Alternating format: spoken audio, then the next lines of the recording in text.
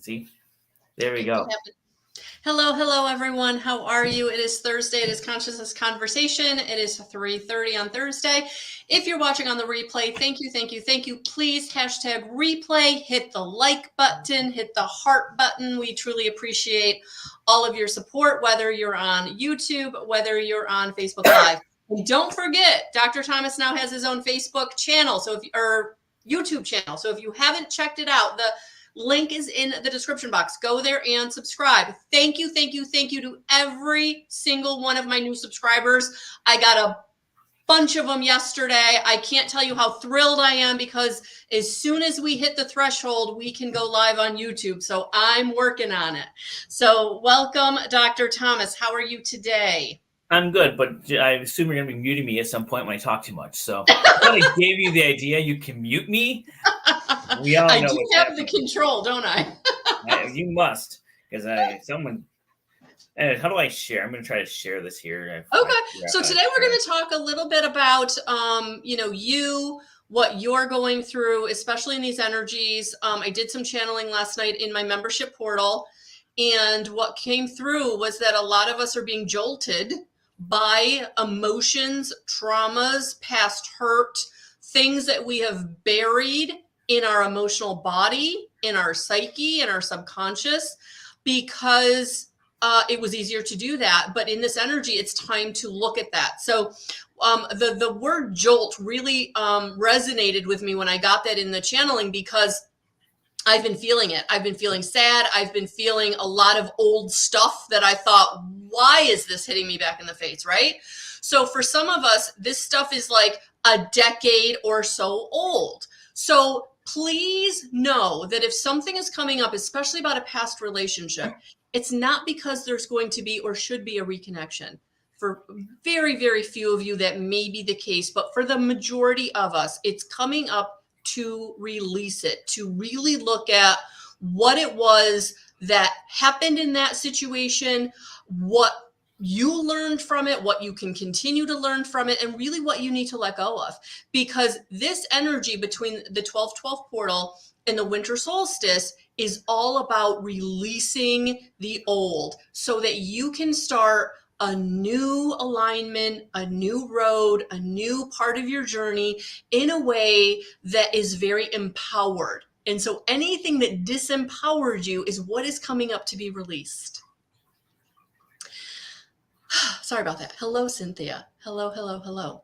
So I know you're feeling it. I know you're feeling something. I know that many of you are struggling, especially this time of year, with crossed over loved ones. So I will throw this out there that right now I do have a 25% off coupon that will expire on the 31st of December. But if you're wanting a reading, half hour, in-person, virtual, you want to give it as a gift, as long as you have permission from that person. That's something that I'm absolutely willing to do. So we've got a lot going on, and there's a lot of support here from both of us in any way that you need as you go through these transitions and this energy of empowerment. Hello, Rick Swade. Hello. Energy of empowerment. Are we all shared out? Sure.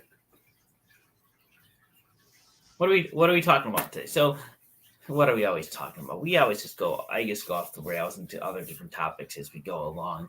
No, seriously. Like sometimes I actually want to go back into our description and be like, okay, not only did we talk about the topic a little bit, but we also talked about all this big stuff too. So I do feel like, especially in the more that we do this together, of course, we really are starting to expand, and we're starting to expand into the collective consciousness, into the field, especially with what is going to be most beneficial to those who are watching us, finding us, watching on the replay. So if you're new, hello. If you've been with us since the beginning, hello. And hey, Jen, it's been a while. Welcome, honey. So yeah, this is what we're going through. This is time of becoming empowered. And the only way to become empowered is to release and let go of what has been disempowering. So I love this you're talking about becoming empowered. Releasing We go forward.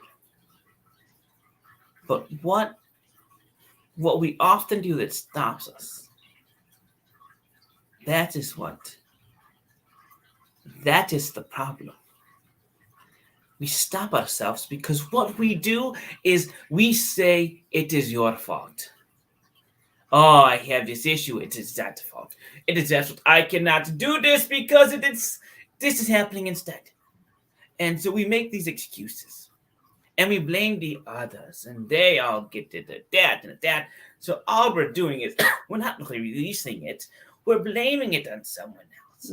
And so we're not looking at how we can get empowered. We're empowering the others. That's exactly what we're doing. We're saying to other people, oh, you're my problem.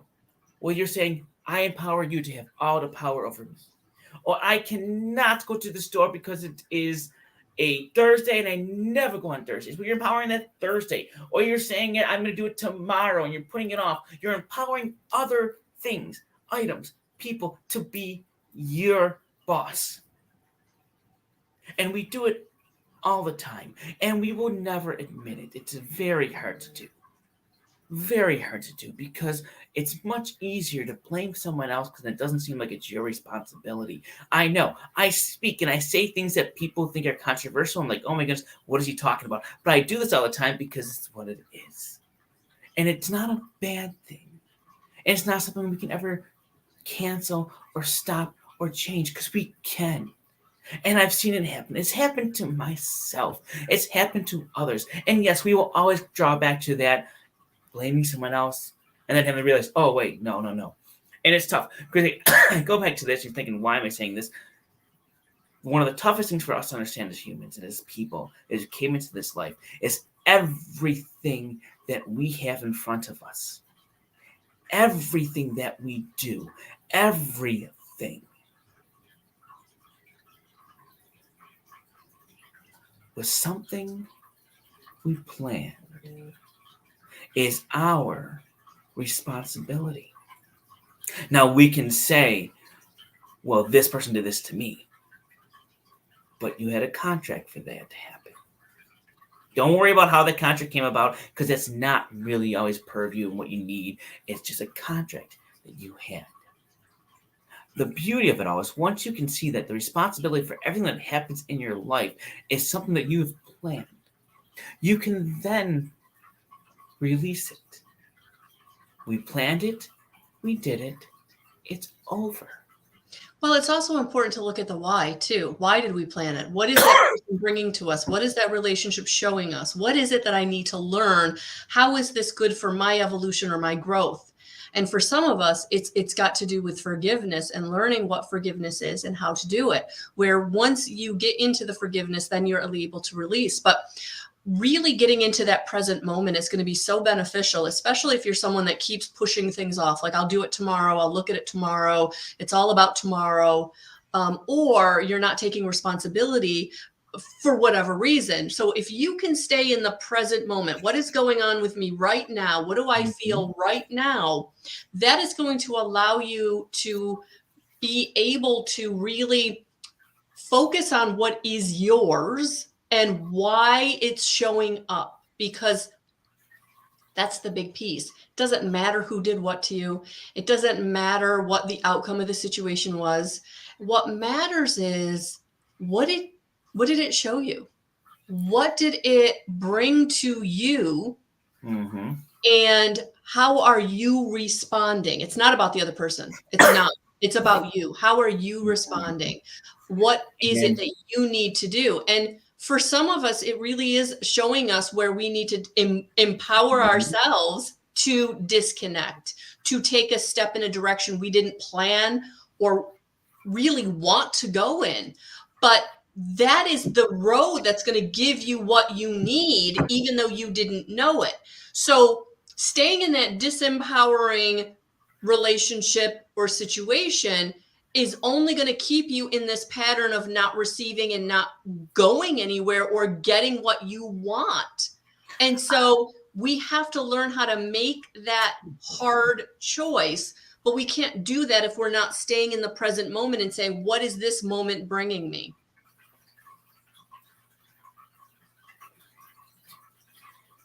staying. You brought the word staying in the situation. No, staying in the moment, not in Right. the situation. Staying in the moment Okay. instead of staying in the situation. Yeah. It's rethinking it. Mm-hmm. And not overthinking it, but we can't step back. It's stepping back and understanding that every situation it's in you are in for the right reasons. There might be a grand lesson, and lessons are not lessons are not, look at this great thing I just learned. There are some like that, but most are, oh, Little light bulb moment. Yeah, light little bulb light bulb moment, moment. Like, or oh my gosh, I just saw that from a different perspective and now I get it.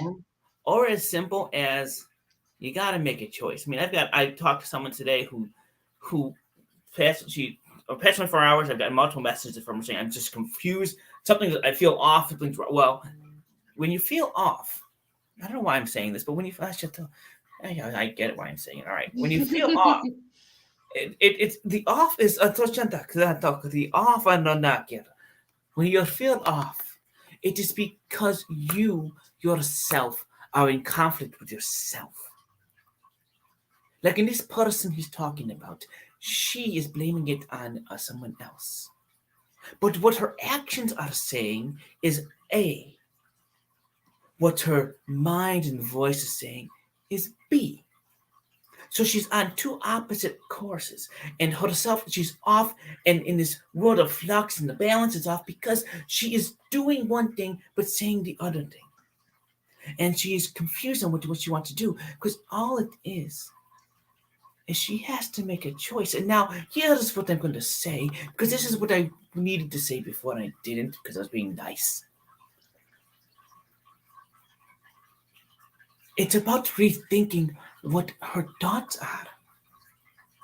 It is that simple. She needs to rethink the situation she is in and not saying, oh, he's like this and he's like that and he's like that. It's, I am like this and I want this in my life and I have this in my life and I expect to have peace and calm and feel loved and have my children around me. That's my focus, is to be the mom to these children, and that's what I want. And I want just peace with it. When you come in and change that perspective from the things that the other is doing that is annoying you, that is not making it right for you, and change it to what about you that you are loving and you're liking and you want in your life, what you're then going to see is that which is loving and liking in your life. Oh, this happened this morning. It was silly. Okay, he was on the not the TikTok, the reels. And the one had like this thing coming up and it said, pick a word and you will hear it. And whatever word he picked, he heard. It was a repeat reel, so it didn't matter. Both words were there, but he heard the one that he thought of, that he read. And why? Because that was in his frequency. He was bringing that forth into his world. And so he heard that and not the other word. And the words were stupid, two different, completely different words. But when he focused on whatever one he focused on, he heard. And so the same thing with this. This person here, she has the actions that say one thing. The words are saying another. She needs to change those words to what she wants. She said it earlier. She goes, I could just have my own house and have my kids and be very happy. That's all I've ever wanted. And the situation is that's what she could have. But her actions are saying one thing, meaning deep down she's really liking this situation. But she needs to change her thought about it from the negative and the bad and the complaining and all that to what it is she wants in her life. And she said it very clearly. She wants to be the mom and have the kids, and she is the mom. The guy's not even the father. He has just been the surrogate dad. It's a whole unique situation. But if she just wants that, she will feel that and she will see that, and what he does won't bother her. And actually, by changing herself, here's the thing we don't realize, by changing yourself, you can then impact others. And they will see the change in you, and they will either grow with you to how you want them to be without you doing anything to them,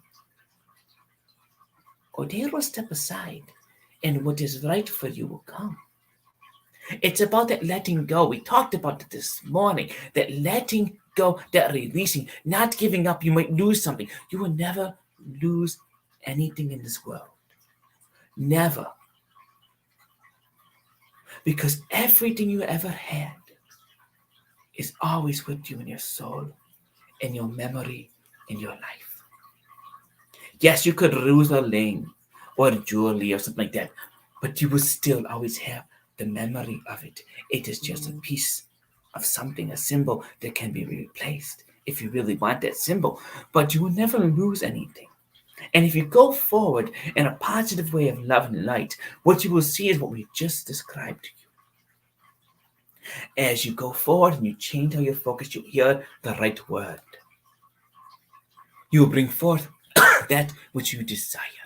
And the new things that will come will be what you wanted. You feel like you might lose something, but you're not losing it. It's being replaced with something better that aligns with who you are right now. And the other stuff will always be there. You won't be losing yourself.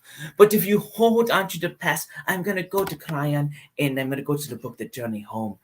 When Michael Thomas is walking through the forest, he's got his backpack, he's got his sword, he's got his shield, he's got his armor, he's got his photos and his books. It is too much to carry. And he loses those possessions of the memories of the pictures and the books. They go flying off. But when the angel talks to him and he says he lost it, he goes, Michael, think about this picture. Now tell me about this picture you lost. And he's able to describe it, but not just describe the picture, but everything that happened leading up to that and afterwards, because those memories are there. They are just the possessions that we think we must carry with us physically, but we carry it with us in our soul and eternal. And so we do not lose things. We have nothing to lose. We only have things to gain as we move forward. And if you think about loss, Melissa said this earlier, if you think about the loss, then more will be lost. You will feel like you have more loss because that's what you're tracking to yourself. We got in this some crazy way. We're not Takaya until you take over. We just jumped right into that somehow. No, and that's really important, that we do bring our emotions, our memories, our experiences with us, but they don't have to control us. And we can leave them behind in the experiencing of the new. And I feel like there are so many people that get so caught up on carrying, the old with them.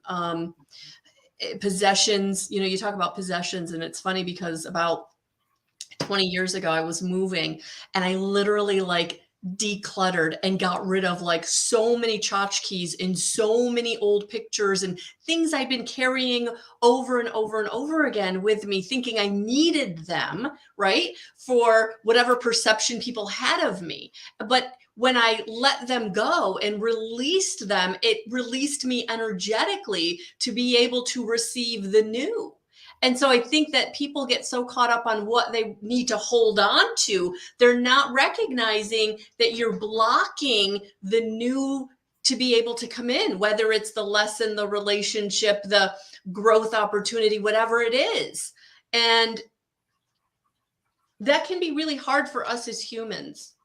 That can be really hard for us to think about really leaving something behind or letting go of something, in the example you just used where it's a father figure, a surrogate father. But, for this person to move on and really leave that person behind, that's a big, big thing. And we have a hard time making change, even though change is the only constant in the universe. You're 100% right. The change, I'm going in and out here. The change is very hard to do. But the focus, it is never about the him in this situation. And in most situations, it's not about the other person. It is about you. For coming to understand who you are and how you need to change yourself. And when you make that change yourself, the decision to, in this case, if there's a decision of that way, to go on your own, to stay with them or not, it will be so easy because it will be natural, because you will understand what you deserve, what you want in your life. But you can't do that until you change yourself and change your thought process and determine what you want in your life. And so I want to make sure we must leave that other out until we take care of ourselves. And many of us do not realize we have not taken care of ourselves and that we are still dependent and not fully looking outside the box, being an observer to ourselves. Do you know how hard that is to be an observer to yourself? To be able to stand back and be objective and say, oh, that is what I did. It is my fault. I need to change the thought. Now you change the thought and you may realize, oh my goodness, that is a wasted person. We move on to better things. Or you may say yes. And it is tough. Get the human side of it and not to be wrong with this. The human side of it is leaving someone that you are, like when I got the divorce. You get the divorce, leaving that. See, when you go in and out like this, it's so weird to talk. We got the divorce. We took the time to determine how we were going to do it. But you know what he did?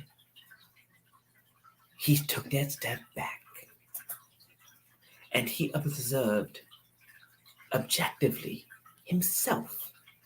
He never blamed her. It was never about leaving her. It was never about what is she going to do. It was always about what is right for him in the situation and healing himself. And when he did that, all the next things that needed to happen, guess what? Happened without him having to push it, pull it, or make it happen. Because he understood what he wanted. He was able to be objective and heal himself and take care of himself first, which then put out the energy of what he truly wanted, matched it all up, and it went out to that, and that let the energy, the environment, everything else fall into the right place. It is not easy to accept or go to that place, but it all miraculously, the timing of the things, he can sit there and tell you, oh my goodness, this all happened like that, and that all happened like that, and on this date, and all that, and the way that things happen. You cannot script it any better because we script it. We script it. You put it out there. We make it amazing. Because what he says and what you learn is put things forth so I know that they had to come from you, from spirit, from the energy, from the environment. Make it so that things happen so I know there is no doubt that the energy and what is happening is from you. He does that so we can have that more proof in the evidence. We comply because he asks it. That simple.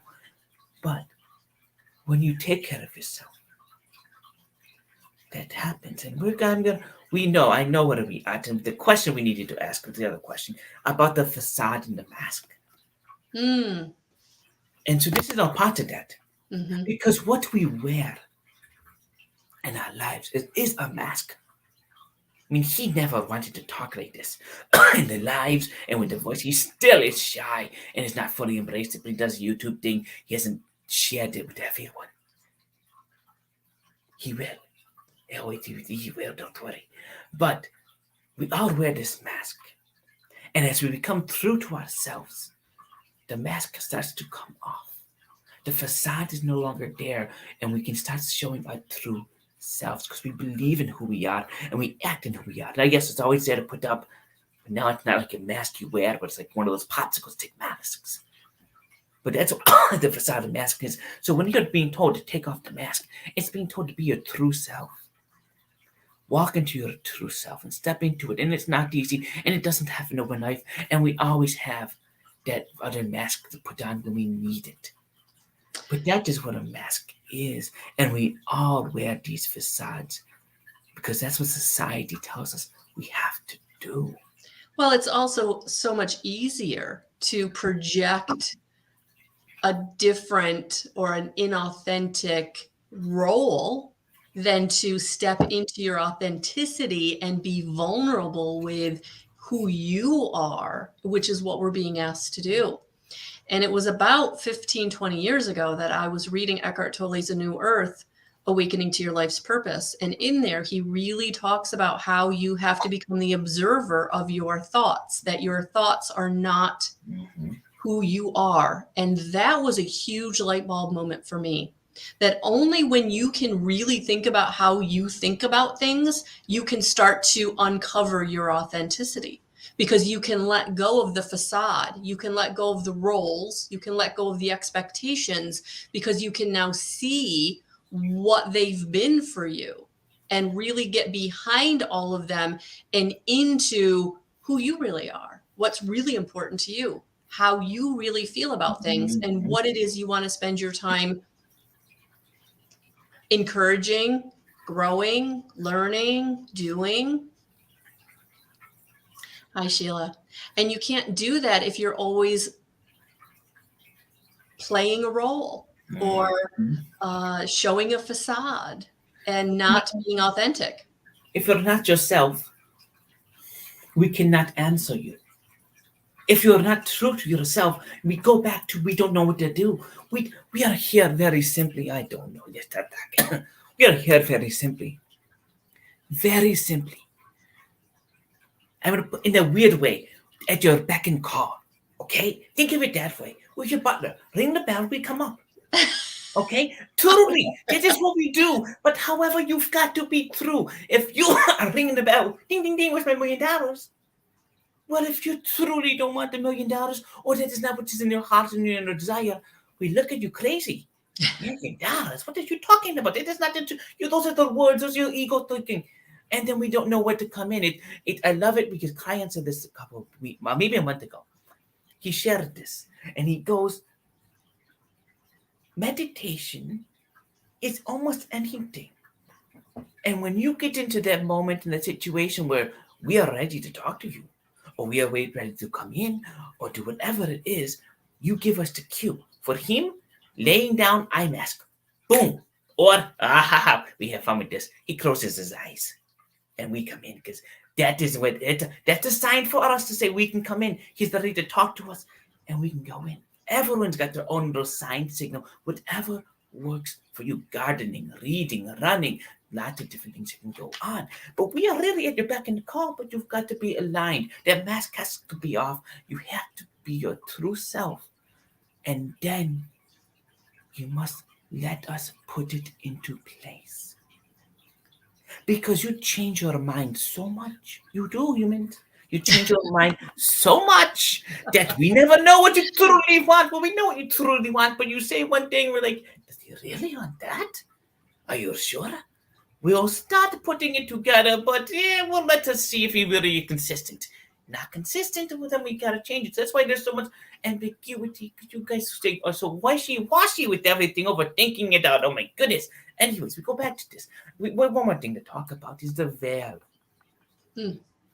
And so we go into the veil. The peace. Have a peace with you right now. Be at peace. The veil. That is like the curtain between your world, your dimension, what you see, and everything else. And I say that because the veil was put up by you. It was put up by humans. Because that is what is needed first. But at any time, you can get into your space and walk over the curtain, walk us through it, open it up and see what's on the other side. And it will be different for everyone because it's what you need to see. And what is happening now, and it was happened, Melissa has it happened for her, and I know Sheila has it happened for her, and even the person today who brought this up. Dawn. When you have the conversations with spirit, with your intuition, when you had these visions, you are making the veil thinner. He can walk right through the veil. In fact, when he goes onto the veil, he takes the hand of crying and walks over. There is no veil. He's got a beautiful bridge he goes over, but there's no veil. He took it down. It's still up a little bit. But that's what his goal is now, to take it down completely, to have that free passage for himself. But the veil is the other side. And the thinner it is, and the thinner we can make it, because we have the power. We can ask. Remember, we're the butlers. Hello, we're here. We're here to serve you, okay? We're the butlers. You can take it down anytime you want to thin it so you can have more free-flowing intuition, conversations, bring forth what you want to co-create and manifest. We are in this time. We are truly there. So that is what the veil is. It is so beautiful that it's crazy that it's there, but it's so beautiful that it's there, because it does help. And when we see you coming through it, and we see you put on the eye mask or get into your spot, we can talk to you. Talking to you is different for everyone. To intuition is the key. We try to talk mostly to that because it's just letting you feel. But it is a beautiful thing. And we love it because it's a chance to really guide you and help what you want, because you are asking for it. Because you're asking for it. And then we can oblige.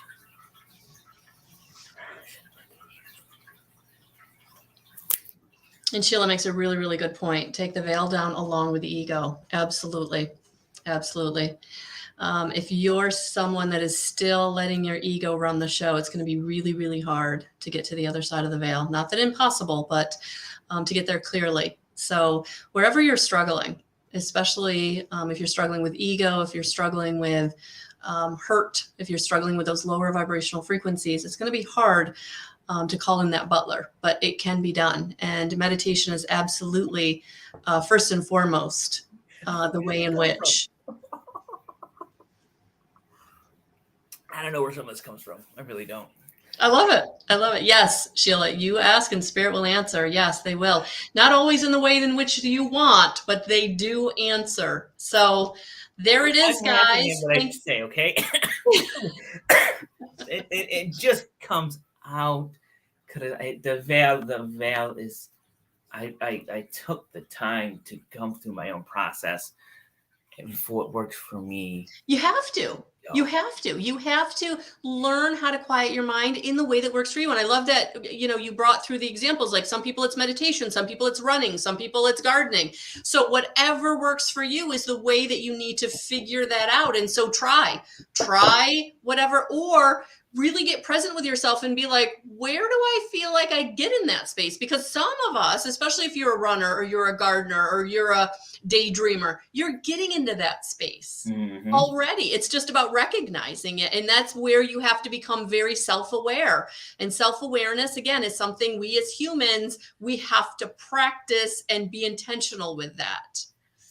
So awesome, Sheila. Thank you for being here. Hey, Becca. Hello, hello. All right, guys, thank you so much for being here. Another great conversation with Dr. Thomas, his team of guides, my team of guides. We're all here for you. So check out the links in the description box for his YouTube channel, my YouTube channel, and then everything else we've got going on, guys. Have a beautiful rest of your day. I'll be back. If you're seeing this on Thursday, December 15th, I will be back tonight doing Tarot Tuesday on Thursday at 7 p.m. So have a beautiful rest of your day. We'll talk soon. Bye, guys.